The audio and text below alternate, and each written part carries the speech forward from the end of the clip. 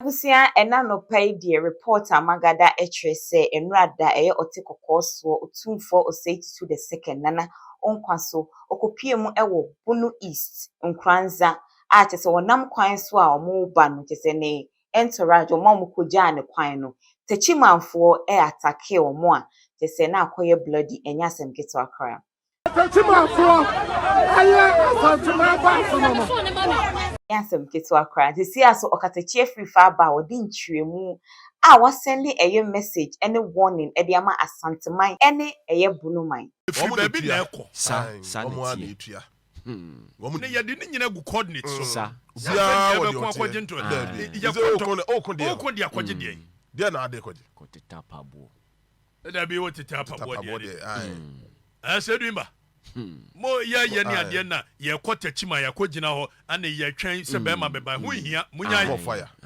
ase du eno me ni menua ba ko ne mo ne nam di nko mo very extensively MPP no an agreed ni ade wo ya fani ye ba ye ya nhwemo spiritual to MPP ni mo sinzongo alaba ye kwa ye nyina mo na mo do mo wura ho ana mo ba na mo gya mo ana ni bra ni ayi nti agya mo se mo kwa ndis nyasa na mse samba bo santehine wo ban dia ene nkrofo we na soma me ye santehine de ye no more fire me na me ka kire onye so obi se more fire let's talk GH rumors and any first time I put my video make sure say over subscribe e dey ama me na wa click on notification bell to be any upload bi aba on sabitimi aka na wa share ma fofra be share your TikTok as let's talk GH rumors your sanso e Facebook as let's talk GH rumors make sure say we go follow these pages e dey ama me na make I say any comment bi a won so ubeja el comment section get wa enra dadie yanti asempa asema yete ye ne say ye otekokoso Otumfuor Osei Tutu II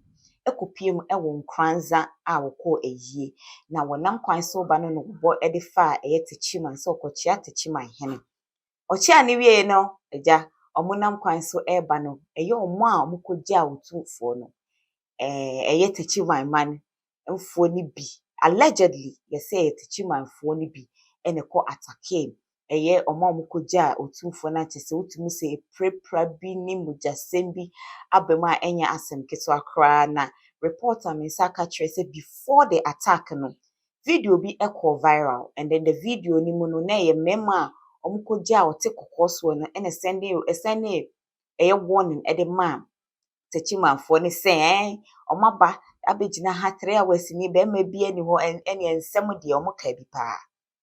What you about Techiman 3 hours usa oko asaba social media platform for that you want it am not tell you down me minja manu mo min kase o am na adu me video show I want to me back mama like yeah the mama ni promo that mama na ne sate on yesu no mama na ne sate here o wo jata o kwa ne ba ofie da jata ko ne ma jina di na chi yeah it's about right o me yanda mo mesi akwan no mo na Techiman ya ba get Techiman good 3 hours o me bi amba ye fura ba kwasa masa fapo che no so hit ya ba se buza se wonai wo di fiku ba se ba ha na se ba na wo famo a di fiku ba se ba e ka die me so sante ya me she famo a e different thing na ya rough na nya life na ya rough it's not me say o ba put ba obi at number some match by light match ma me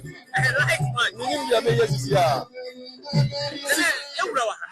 Sika na me hu se eye tough no ba ye bidika ba se ewura ba tina me se ka ye ewura bebedu na kwa timi bi ba say up now me tell I don't say ewura dey open peace I don't open peace ba man for so ni so open peace no mu di that oh that it no ye ewura open peace ono ya ba ta get you enu fute be bi enu wa bi anu ma se eh tu ti me try be be di na tam just like that dia ni antwe ma okura ti e be so mu se be ma bi enu wo ye be ti de chi aba eti wo ba na mu nsuro me ba Techiman good 3 hours put for your pam free traffic Techiman ya reverse omu ko so be put for the pam here put for the pam yes yeah just something ba ni issue for abra Ebusia na eno no nti after they said all that no according to reporter Mensaka trace say after they said all that no and chekra na attack na ekosi ewo kwan so a chese yetoto webuo ni nyoma a chese uhwe video na wotimi hu say attack no was very very serious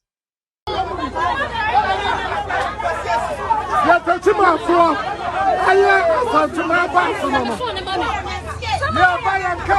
Okatakyie Afrifa.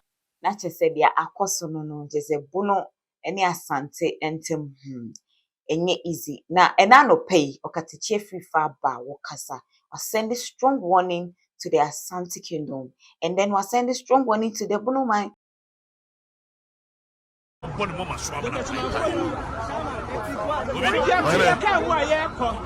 The Shasia can come and say, and you may be a question of the Shasia. And come was a year. And the baby and this is Kumase, Machu Kumase, I don't mind Accra, the air question. Would that assume yes, when say now open one. Efe. Nifini. Ya shasia insight nkrofo ana ye say na bono no mo nsore ntia na ye say 21st century sanioma we atwam Sapepem. ye wo suku mu ne ekobobo ne ade na ahye nkrofo a awo kwa ne apa obo ye de ba ne de fa ye kosi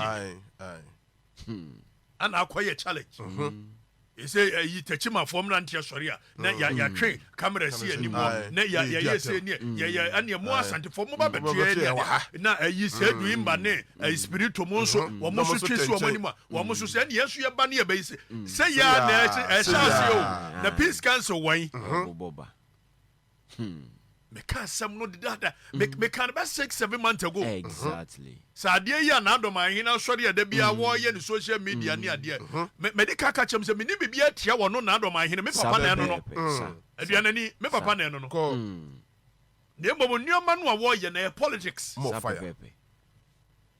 yam fan to kwanto anwonafo ni asantefo ntem kofi a wo no mo na hyase ana mo ye afro omo ye no ade no ye ni ade na kyese ayi ye wie ye ni asantefo ni anwonafo ntokwa enso ye nim da bia ye togba siri sore ne santehene ekoko ntokwa ye de hye to ntem ye nim bi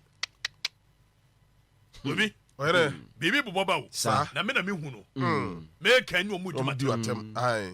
Temni. kurasa mu me kan yi ye wie anwonafo ni asantefo de no ne ye ne ye mpɛ kwan bi so nte bono no so mfira asante sa ye no ma na digwa Techiman ye kɔ hɔ da bia omo so ba ha da bia Techiman dwa ye kɔ da bia ye nkɔ da bia Ye koda. e na asie Da. Ye ko. eduru abo pa ai na be da ni abakuma se abeto nneoma akɔ Mo fire.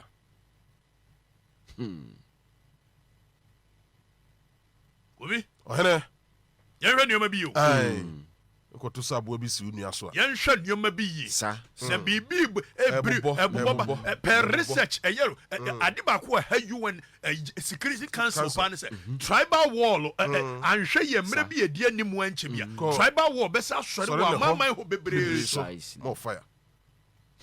ane ye de tia ne ye nhua de ne nsemu funu nko a Mo fire. na do mine akora baba Ko. ye say ne pɛ no ye ni ade wonim de menu mienu nyina ye di ho nkomo politics ye nyate bonofo ni firi asantefo no dia ye beka kire o mo say ne yesese ye MPP ba so dia wo mo pagya santehene nko a etie ne mo nkoto aba ma NDC mra no so mepagya ye nso bi sa Mo fire. na ma bonofo ni bu afu na do ma hene hyase ya aso wo ko traditional to me papa no nya traditional to kwa no wo Dabi. enya no kore Enya sa. wonim sɛ de yɛahyehyɛ ne nsesa Sa pepepe. sɛ bimpra duasa sɛ wopɛ sɛ woka abonofoɔ nyina bom na adi mo so a ɛno nso a wɔ hɔ bɛtumi ayɛ Yes. there is nothing wrong with that exactly na neɛ ka deɛ bom na adi wɔ mo so Ko. asantefoɔ na ahyehyɛ wɔ mo deɛ no wɔ mo se mampɔnhene wɔ ha deɛ gabenhene bɛwɔ ha nsuta bɛwɔ ha na yɛwie ne nyinaa na agona wɔ ha na tepa wɔ ha adwo so wɔ ha deɛ ɛneɛ deɛ yɛde ne bɛdi yɛnim so ɔno na yɛyɛ nyinaa yɛwura no ɔno ne santehene Ko. na yɛwo deɛ biɛ na ntɔkwa yɛ deɛ ya freedom ɔsɛ wɔ dabi broni baa sɛ the highest to me a mobɛtumi a occupy ɛyɛ paramountcy Ko. Broni ba ne ye wo yahemfo. Ne wo kings wa ha. An wo mo si da bi say yete wona Queen Elizabeth ne Queen Wan ne King Wan. Wo mo ye king ne de. And ye bi before ye ma mo kwan ma mo nya king da. It's the highest authority amu betimi anya. And this be from paramount chief. More fire. No agye anu atum. More fire. Tika na do man me hu ye. Suma Ko. ene ne potem wo. Techiman. Na no mo di nkomo. No sign pact. Ko. Say free na de ko ne say ne mama minim anim. There is nothing wrong with it. Na se obeye wo de sadia ade na ese odi kan eye na ye tutu bi wu ntokro ne ye bone bi wu ne ye ansa de atimi aye de ne sa ade benya More fire. Asante fo na ahia no ma chichire o ma de asante kura ne wanya eni de o ka mese ya na there be asante ne wanya se dumba wo kwo wo ba wo ka mese ya na Zem. that's why asante ni Kobi ye be you More fire. na shase enu eba no ene minion masante for me ka kire mu pen Ko. we no amaye ne nkomo amodi di akire se ene yenso ye kotete ne ya kwa hu hia ka mo fam pepe binto Sa. pepe binto what Aye. yem pepe bin fanto enye die hia no Dabi. muamu bi nso na ebone hu ntokuru More fire. muamu bi Told them. na ye se duimba ene se duimba ne spiritual MPP for mapa Papa bi. na me se politics na esie na mu hu More fire. no politics More fire. na ye tumi nkase ye boss antehene wo ban Ko. na nso nipa da bia ye soma me ye kɔ frese kodi di santehene atem no sa nipa ne nam se mo ye Mo ne ko nakrana. ene me ka asema kyerɛ More fire. omo soma me di santehene atem abrante ye wo hye ne yire Basement ekekye ye ne yire basement da bia wo twa boss antehene ne bosom ya katua fi ba bi na ekɔ Omo ana etua. Wo mo na etua. se dumba de ukoshia no airport last weekend no last weekend de ukoshia no one na di mu Techiman pa Freedom. Wo mo na etua. me se nyeso obi se More fire. and say wo mo ko opposition wo mo bebe ya champe mi na ye sabi ye rajo mamati wan ko Dabi. when was the last time we see ye bibia sentiment mu omo ko bi Omo nko. aya politics ya hyehyɛ ne de ba Sa pepe. ti na do ma hene hyɛ ase no a ye bunufo ne bebre beto aba command Precisely so. because na do ma hene ka to omo tirim se wo mo to aba ma NDC ni ade dia ene bebi num ba be pagya ba ko bebi num so ba be pagya nyina eti bebi num beto aba dia bebi num kɔ ha na do ma hene ne kan More fire. me papa ne kan More fire. eti me ka kyerɛ papa se so person ye politics dia ene ye ka kyerɛ manfo ne se me pese me ye politics So. na nko yes ye hye kyire na aya traditional fight enso traditional fight bia ni asante ne ebuno no ntoko bia ni Ko bi ako. Sa. Ko bi enim. Titimu nim. Techiman hene yoku ni nua pa ne sante Freedom. Techiman hene Pepe. ni nua pa ne sante Freedom. ni nua pa Papa. moja baako Papa bi. wanya aduanani ensimpai Empire. na bibi na aye bibi ni aye si aduana yi aye kan wo mu nua ne agogo enya sa wo mu nua ne kuma wunya sa More fire. wo mu nua ne ye asuminya nya sa enya de baako More fire. ti na do ma hene wo ba asuminya nya ne nua ne wo mo na do ma hene wo ba ye Friday say kuma wu nya ne nua ne wo mo na do ma hene ba ye agogo ne nua ne wo mo eti nipa baako no an ne namu a afedi asem a akwasi ye ne yese ene akyem ne asante wonto kwa akyem ne asante no ntokwa eye de ya Bi eni ho. na mom ye kambo mo munya political capital abusia na kyerɛ sɛ deɛ ɔkatekyie sɛ no na sɛ politics ho nsɛmsɛm nyinaa ɛwom sɛ deɛ ɔkatekyie ɛka no asɛm wei start bobɔ baeɛ no nyinaa na yɛ pa kyɛw sɛ ɛbɛyɛ a yɛntwa so because this thing if we don't take care ɛbɛtumi lead to tribal war and then ɛba saa yɛmu bi yɛnya baabi ɛmfa yɛbɛsrɛ sɛ asomdwe ho hia and then these things coming up when a few days, about 3 days to elections, say, say, ye must some jay in the hine wogana, in ye nipa baku, you try and one, moja korona ane beba. Yɛsrɛ sɛ yɛmbɔ yɛasomdwe ho ban. Ghana de anim yɛ sɛ yɛyɛ asomdwe man nti yɛmmɔ yɛasomdwe no ho ban. Mede m'ani edi nsɛm n'akyi. Any update bi a ɛbɛfiri hɔ aba bia mede ɛbɛba abɛso mu na meka mo sɛ yɛbɛto aba.